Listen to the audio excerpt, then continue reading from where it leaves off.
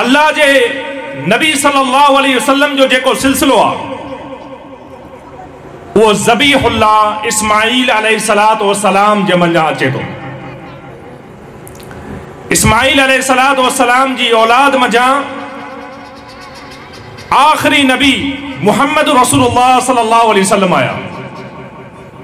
नबी अलैहिस्सलातु वस्सलाम फरमायो इन्नल्लाह अस्तफा किनानत मिन वलद इस्माईल। किनाना हिकिड़े शख्स जो नालो हुयो। नबी अलैहिस्सलातु वस्सलाम फरमायो अल्लाह रब्बुल आलमीन किनाना के इस्माईल अलैहिस्सलातु वस्सलाम जी औलाद मंझां पसंद कयो। वरी किनाना मंझां अल्लाह रब्बुल आलमीन कुरैश के पसंद कयो।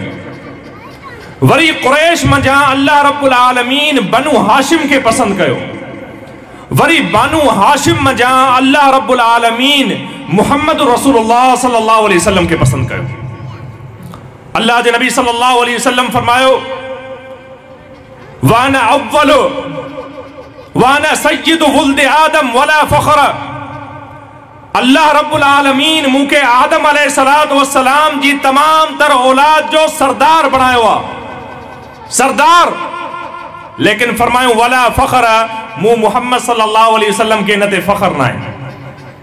अॼु असां दुनिया के अंदर ॾिसूं था हिकिड़े नंढे ॻोठ जो नंढे शहर जो सरदार आहे, ॾाटो मथे लॻो पियो अथसि, मुंडी आसमान सां थी लॻेसि।